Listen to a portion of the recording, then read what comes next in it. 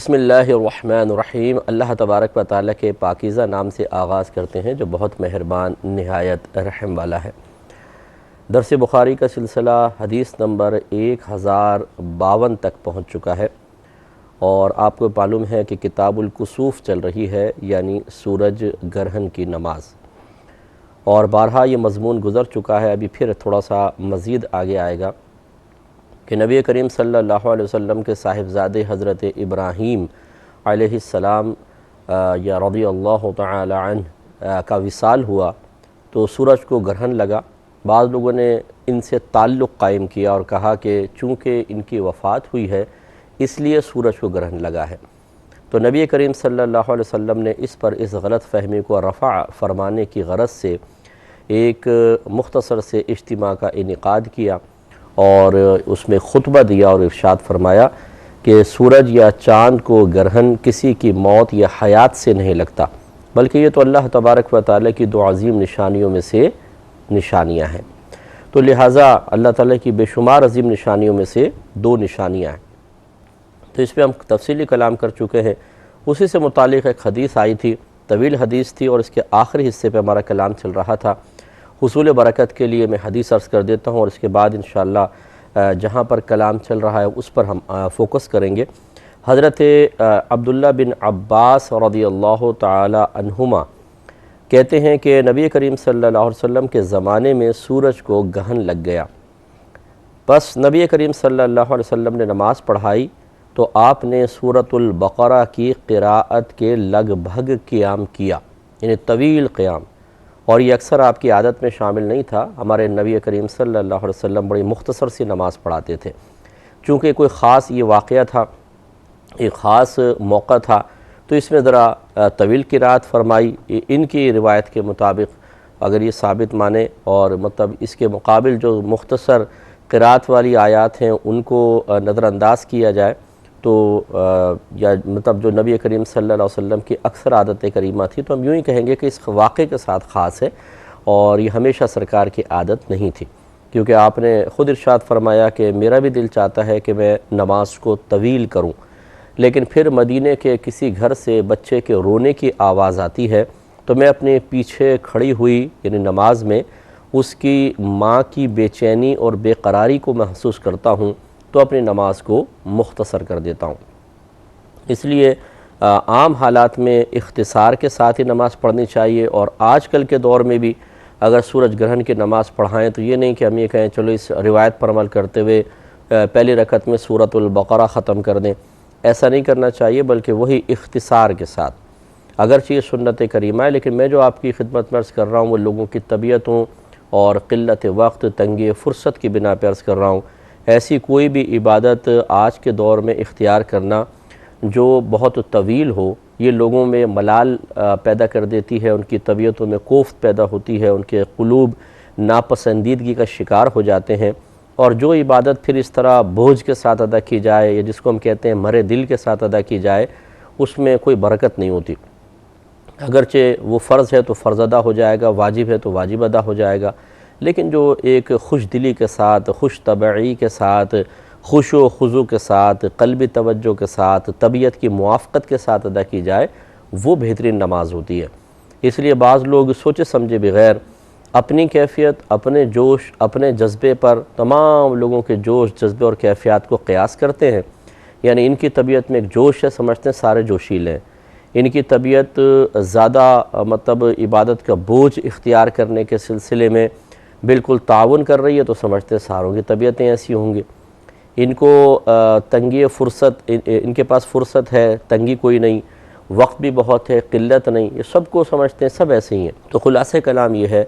کہ آج کل کے دور میں چونکہ لوگوں کی طبیعتیں اب طوالت کو زیادہ برداشت نہیں کر پاتی، اور نہ وقت ان کو اجازت دیتا ہے، تو اس چیز کا ہمیں خیال رکھنا چاہیے۔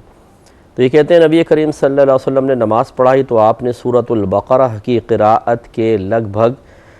قیام کیا، پھر آپ نے طویل رکوع کیا، پھر آپ نے رکوع سے سر اٹھایا، پھر طویل قیام کیا، اور یہ پہلے قیام سے کم تھا، پھر آپ نے طویل رکوع کیا۔ یہ آپ جانتے ہیں، پہلے بھی روایات گزر چکی ہیں کہ یہ 2 رکوع والی روایت ہے اور ہم ایک پر عمل کرتے ہیں۔ اور یہ پہلے رکوع سے کم تھا، پھر سجدہ کیا، پھر طویل قیام کیا اور یہ پہلے قیام سے کم تھا، پھر آپ نے طویل رکوع کیا اور یہ پہلے رکوع سے کم تھا، پھر آپ نے رکوع سے سر اٹھایا، پھر آپ نے طویل قیام کیا اور یہ پہلے قیام سے کم تھا، پھر آپ نے لمبا رکوع کیا اور یہ پہلے رکوع سے کم تھا، پھر آپ نے سجدہ کیا یعنی دوسری رکعت کا، پھر آپ نے لوگوں کی طرف رخ فرمایا یعنی سلام پھیر لیا اور رخ فرمایا، اور اس وقت سورج منکشف ہو چکا تھا، کھل چکا تھا۔ پس نبی کریم صلی اللہ علیہ وسلم نے ارشاد فرمایا کہ سورج اور چاند اللہ تعالیٰ کی نشانیوں میں سے دو نشانیاں ہیں، ان کو کسی کی موت کی وجہ سے گہن لگتا ہے نہ کسی کی حیات کی وجہ سے، پس جب تم اس کو دیکھو تو اللہ کو یاد کرو۔ اب جیسے ابھی بھی چاند گرہن ہوا تھا، کون اللہ کو یاد کرے؟ اس کی سیلفی مطلب پکچرز لینا شروع کر دیں گے، ویڈیو بنائیں گے، اسے اپلوڈ کریں گے، ان خرافات کے اندر لگ گئے کہ جو جیسے باہر کے لوگ خرافات میں لگتے ہیں ایسے ہم لوگ لگ جاتے ہیں۔ باہر کے لوگ سے مراد غیر مسلمین میری مراد ہے، یہ نہیں کہ وہاں کے رہنے والے مسلمان۔ جیسے اب ہمارے مذہب اسلام کا تو یہ ایک سکھایا ہوا طریقہ ہے اور اچھا طریقہ ہے کہ اگر کسی کا وصال ہو جائے تو اس کے لیے ایصال ثواب کا اہتمام کریں، آپ قرآن پڑھیں، نیک اعمال کریں، غریبوں کو کھانا کھلائیں اور اس کا ثواب ایصال کریں۔ لیکن اب یہ باہر بدعت عظیمہ ایجاد ہوئی کہ کوئی مرے تو موم بتی جلاؤ، تو ہماری قوم نہ نبی کی پیروی کرے گی، نہ صحابہ کی، نہ اولیاء اعظام کی، لیکن انگریزوں کی پیروی کرنے کے لیے اتنے مستعد ہوں گے کچھ انتہا نہیں، تو یہ کھڑے ہو جائیں گے موم بتیاں جلا رہے ہیں جی۔ اب ان سے پوچھیں موم بتی جلانے کا فائدہ کیا ہے؟ نہ دنیا کا کوئی فائدہ ہے، نہ دین کا کوئی فائدہ ہے۔ اس سے کہیں زیادہ بہتر ہے کہ اگر واقعی کوئی شخصیت ایسی ہے کہ جو نیک ہیں، پرہیزگار ہیں، یا چلو نیک پرہیزگار نہیں ہے، مسلمان ہے کم از کم، اس کے ایصال ثواب کا آپ اہتمام کریں۔ لیکن نہیں، وہ ہمیں تقلید کرنی ہے، کسی غیر قوم کے طریقے کو اپنا کر اپنی طبعی لحاظ سے یا نفسانی لحاظ سے فخر کا سامان کرنا ہے۔ میں نے اس کو طبیعت اور نفس کی طرف اس سے منسوب کیا کہ ہمارا مذہب تو اس کو فخر کی نگاہ سے نہیں دیکھتا، نہ اس کو جو دینی طبقہ ہے وہ کوئی اچھی نگاہ سے دیکھتا ہے۔ مطلب یہ کہ بس اپنے نفس کی خواہش کے لیے، نفس کو خوش کرنے کے لیے، اور یہ اس طرح کے لوگ یہ کمپلیکس کا شکار ہیں، احساس کمتری کے شکار ہیں، اور کہ ان کے طریقے پہ عمل پیرا ہو کر تھوڑا سا ان کو اپنا جو مطلب طبیعت کا نچلا پن ہے، جس کو یہ سمجھتے ہیں کہ ہم دوسروں سے مفضول ہیں، اس کا احساس تھوڑا کم ہوتا ہے۔ ایسے ہی بعض لوگ ہوتے ہیں کہ جن کو احساس سے برتری اگر پیدا ہو تو وہ ان کے اندر ایک خوشی پیدا کرتا ہے اور ان کو سکون سا ملتا ہے۔ یہ اس قسم کے لوگ ہوتے ہیں کہ جو موم بتیاں جلا کر یہ سمجھتے ہیں کہ عام لوگ تو نہیں کر رہے، یہ سب لوگ پیچھے ہیں،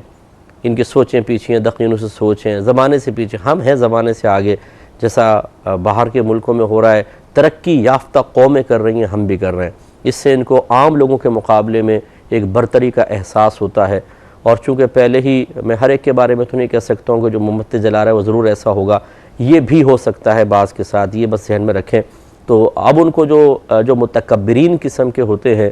متکبر ہمیشہ مختلف ایسے اعمال و افعال اختیار کرے گا جس کی بنا پر اس کو یہ احساس ہوتا رہے کہ میں افضل اور اعلیٰ ہوں اور دوسرا مجھ سے کم درجے کا ہے۔ جب تک یہ احساس قائم رہتا ہے اس کو ایک سکون ملتا ہے، قرار ملتا ہے۔ یعنی طبیعت کی، جسم کی یا بدن کی ایک طبیعت کی عادت سی بن جاتی ہے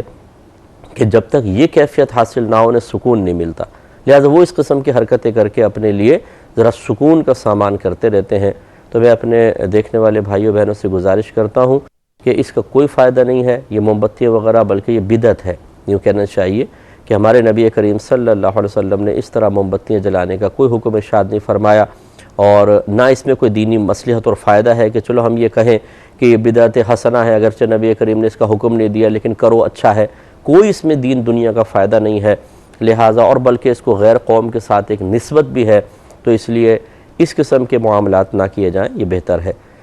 تو سرکار صلی اللہ علیہ وسلم نے ارشاد فرمایا کہ پس جب تم اس کو دیکھو تو اللہ کو یاد کرو۔ یہ میں تو نہیں کہہ رہا ہوں، یہ تو میرے نبی کریم صلی اللہ علیہ وسلم کی تلقین ہے، اس نبی کی جن کا آپ نے کلمہ پڑھا ہے کہ یہ مطلب اس طرح کھڑے ہو کے نیچے سے یوں سیلفیاں لینا کہ پیچھے سورج گرہن آپ کو نظر آئے، یا سورج کی تصویریں لے لینا یا چاند کی تصویریں لینا شروع کر دینا اور اس کو فخراً لگانا، یہ مطلب بیکار لوگوں کا کام ہے۔ بہتر یہ ہے کہ آپ مسجد میں آئیں، نماز ادا کریں، قرآن پاک کی تلاوت کریں، اپنے گناہوں کی معافی مانگیں۔ ابھی دیکھیں آگے روایت میں پہلے بھی گزر چکی ہے کہ نبی کریم صلی اللہ علیہ وسلم جب آندھی طوفان وغیرہ چلتا تھا تو گھبرائے جایا کرتے تھے، یعنی آپ کو بالکل پچھلی قوموں کے عذابات یاد آ جاتے تھے، کیونکہ رحمت کونین صلی اللہ علیہ وسلم اگرچہ جسمانی لحاظ سے انبیاء علیہ السلام میں سب سے آخر میں تشریف لائے ہیں، لیکن پیدائش کے اعتبار سے سب سے اول ہیں، یعنی اللہ تبارک و تعالیٰ کی تو مطلب وہ ہمیشہ سے ہے، ہمیشہ رہے گا۔ مخلوق کی جو ہم بات کرتے ہیں کہ سب سے پہلے جو چیز پیدا ہوئی وہ ہمارے نبی کریم صلی اللہ علیہ وسلم کا نور تھا۔ جب آپ سے پوچھا گیا کہ سب سے پہلے اللہ تعالیٰ نے کس کو پیدا فرمایا، تو آپ نے ارشاد فرمایا کہ اللہ تعالیٰ نے سب سے پہلے تمہارے نبی کے نور کو پیدا فرمایا۔ اب وہ نور کی حقیقت کیا تھی، ماہیت کیا تھی، اس پہ میرا کلام نہیں ہے، حدیث کے ظاہری الفاظ میں آپ کی خدمت میں ذکر کر رہا ہوں۔ تو گویا کہ یہ نور نبوت جو نبی کریم صلی اللہ علیہ وسلم کا پیدا ہو گیا تھا، میرے سرکار پیدا ہو گئے تھے ایک نور کی شکل میں، وہ نور واقعات ملاحظہ کرتا رہا ہے۔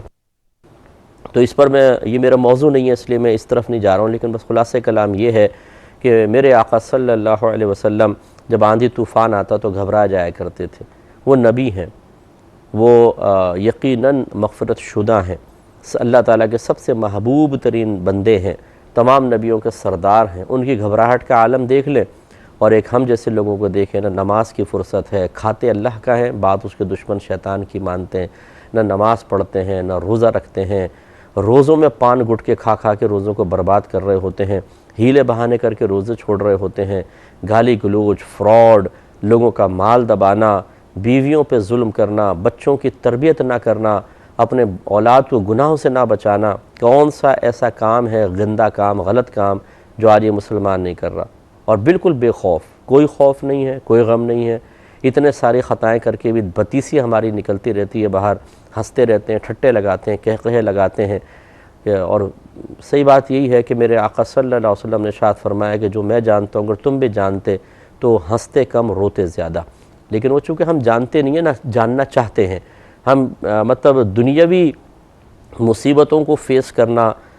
ہماری عادت میں شامل ہوتا ہے، جو بعض ہماری اختیاری ہوتی ہیں، خود ہم نے مصیبت مول لی ہوتی ہے، بعض غیر اختیاری، لیکن دین کی وجہ سے جو مشقت آئے وہ ہمیں بالکل محبوب نہیں ہے، نہ ہم غیر اختیاری کو قبول کرنے کے لیے تیار ہیں، نہ اختیاری کو قبول کرنے کے لیے تیار ہیں، تو یہ ہماری صورتحال ہے۔ بہرحال اللہ تعالی ہم سب کو ہدایت عطا فرمائے۔ رحمت کونین صلی اللہ علیہ وسلم کی تعلیم یہی ہے، جب سورج گرہن چاند گرہن ہو تو پھر اللہ تعالیٰ کو یاد کرو، یعنی نماز کی طرف مشغول ہو جاؤ، نیک اعمال کی طرف مشغول ہو جاؤ۔ صحابہ کرام علیہم رضوان نے عرض کی یا رسول اللہ صلی اللہ علیہ وسلم، ہم نے آپ کو دیکھا ہے کہ آپ نے اپنی جگہ پر کھڑے ہوئے کسی چیز کو پکڑا ہے، پھر ہم نے آپ کو پیچھے ہٹتے ہوئے دیکھا تو آپ نے ارشاد فرمایا کہ میں نے جنت کو دیکھا، پس میں نے ایک خوشے کو پکڑا یا پکڑنا چاہا، مراد یہاں تو لفظ پکڑا کہیں لیکن پکڑنا چاہا، اگر میں اس کو لے لیتا تو تم اس کو جب تک دنیا باقی رہتی کھاتے رہتے، اور مجھے دوزخ دکھائی گئی اور میں نے آج جیسا قبیح منظر کبھی نہیں دیکھا۔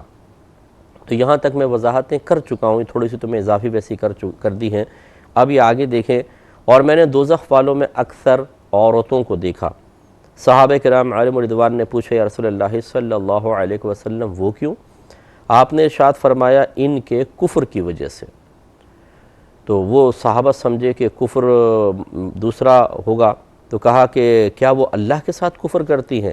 آپ نے فرمایا کہ نہیں، وہ خاوند کی ناشکری کرتی ہیں، یعنی سرکار نے سمجھا دیا یہاں کفر کا مطلب ضروریات دین کا انکار نہیں ہے، بلکہ مراد یہ ہے کہ اللہ تبارک و تعالی یعنی کفر دو طرح کا ہوتا ہے، ایک اللہ کا انکار کرنا، یا جو اللہ تعالیٰ نے چیزیں ضروری قرار دی ہیں کہ ان کا اعتقاد رکھو، ان پر اعتقاد نہ رکھنا، یہ کفر ہوتا ہے جو اسلام سے باہر کر دیتا ہے۔ ایک لفظ کفر استعمال ہوتا ہے ناشکری کے معنی میں، جیسے ہم کہتے ہیں تم تو بڑا کفر کرتے ہو، یہ ایسے جملے نہ کہہ گئی تو کفر ہے، یعنی کوئی کہے یہ روزانہ دال پکڑیے گھر میں، تو آپ نے جواب میں کہا بھئی یہ تو ایسا کفر نہ کہو، ایسا کفر نہ کرو، تو یہ ناشکری کے معنی میں ہے کہ لیکن یہ میں لفظ کو استعمال کرنے کو آپ کو نہیں کہوں گا، کیونکہ لوگ جو ہیں وہ نادان سے انہیں پتہ نہیں ہوتا کہ کون سا لفظ کتنے معانی میں استعمال ہوتا ہے، تو وہ سمجھیں گے آپ انہیں معاذ اللہ ثم معاذ اللہ عقائد کے اعتبار سے کافر کہہ رہے ہیں اور اس میں جھگڑا فساد ہوگا۔ صرف حدیث کے اعتبار سے سمجھا رہا ہوں۔ جیسے نبی کریم صلی اللہ علیہ وسلم نے ارشاد فرمایا جس نے ایک نماز جان بوجھ کر چھوڑ دی اس نے کفر کیا۔ یہاں امام اعظم ابو حنیفہ رضی اللہ تعالی عنہ کے نزدیک کفر بمانا ناشکری ہے، کہ اس نے ناشکری کی۔ اگر اس کو حقیقی معنی پہ رکھ لیں، جیسے بعض لوگ کہتے ہیں جی یہ تعویل کرتے ہیں، احناف تو بہت تعویل کرتے ہیں، حدیثوں کے اندر تعویلیں کرتے ہیں، اپنی رائے کو دخل دیتے ہیں، تو بھئی نہ دو اپنی رائے کو دخل، عمل کر کے دکھاؤ اس حدیث کے اوپر۔ ایک نماز کو چھوڑے کافر ہو جائے گا، بیوی نے نماز چھوڑی کافرہ ہو گئی، ماں نے نماز چھوڑی وہ کافرہ ہو گئی، باپ نے نماز چھوڑی وہ کافر ہو گیا، پڑھوائیں ان کو کلمہ، دوبارہ تجدید ایمان تجدید نکاح ہونا چاہیے۔ تو یہ جو زیادہ ڈیڑھ ہوشیاری کے ساتھ بولتے ہیں اور ہمارے اکابرین کے اوپر تبرہ کرتے ہیں اور ان کے معذاللہ ثم معذاللہ لوگوں کی جہالت، کم علمی اور نادانی سے فائدہ اٹھا کے، سادہ لوہی سے فائدہ اٹھا کے اکابرین کو بدنام کرنے کی کوشش کرتے ہیں، یہ ہمیشہ یاد رکھیں کہ اللہ تعالیٰ قیامت تک باطل کے مقابلے میں حق کو پیدا کرتا رہے گا، اور ایسے لوگ پیدا کرے گا جو اپنے اکابرین کی عزت و ناموس کی حفاظت کرتے رہیں گے۔ ہم بھی ان خادموں میں سے ایک ہیں۔ کوئی اگر ہمارے اکابرین کے خلاف کچھ بولتا ہے اور بدنیتی کے ساتھ بولتا ہے تو اس کا دفاع کرنا پھر ہماری ذمہ داری ہوتی ہے۔ تو اب یہ بولتے ہیں کہ جی احناف جو ہیں اپنی رائے سے، مقلدین اپنی رائے سے حدیثوں کا خود معنی اخذ کرتے ہیں، تو پھر رائے کو نہ دخل دینا، آپ حدیث کے ظاہر کو لیں۔ نبی کریم تو فرما رہے ہیں جو ایک نماز کو چھوڑے اس نے کفر کیا،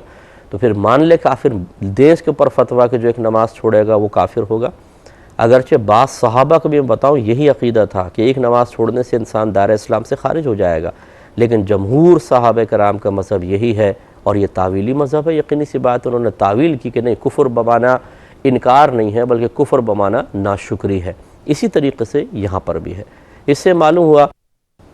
کہ ہماری عوام اور خصوصاً جو ریسرچر ہمارے جدید پیدا ہو گئے ہیں، انٹرنیٹ پر ہم ریسرچ کر رہے ہیں، ان بیچاروں کو نہ لبے آتی ہے نہ کچھ آتا جاتا ہے۔ ریسرچ کس چیز کی کر رہے ہیں آپ؟ جب تک آپ کے پاس بیس نہیں ہے، آپ نے دین کی ابتدائی کتابیں نہیں پڑھیں، کسی استاد کی صحبت اختیار نہیں کی، آپ ریسرچر کیسے بن سکتے ہیں؟ بالکل میں اس کو بار بار سمجھاتا ہوں کہ یہ اپنے ایمان کو خطرے میں نہ ڈالیں۔ یہ بالکل ایسا ہے جیسے کوئی شخص انٹرنیٹ پر بیٹھ کر کہے کہ میں ڈاکٹر ہوں، ڈاکٹر بن گیا ہوں ریسرچ کر کے، اور اب میں نئی چیزوں، نئی دوائیوں کی ایجاد کر رہا ہوں، نئی نئی بیماریوں کی تشخیص کر رہا ہوں، ان کے بارے میں ریسرچ کر رہا ہوں۔ ارے بھائی تم نے میڈیکل پڑھی ہے؟ نہیں، میڈیکل طب کی لائن میں آپ نہیں ہیں، میڈیکل کی لائن میں نہیں ہے، تو کیا ریسرچ کر رہے ہیں؟ اور بتائیے کہ اس کی ریسرچ کا کوئی اعتبار ہوگا؟ بالکل نہیں۔ اسی طرح دینی معاملات ہیں، اس لیے احتیاط رہیں، محتاط رہیں، احتیاط کریں۔ انشاءاللہ نیکسٹ پروگرام میں مزید تفصیل بیان کی جائے گی۔ اللہ تعالیٰ عمل کی توفیق عطا فرمائے، آمین۔ وآخر دعوانا ان الحمدللہ رب العالمین۔ اللہم صلی علی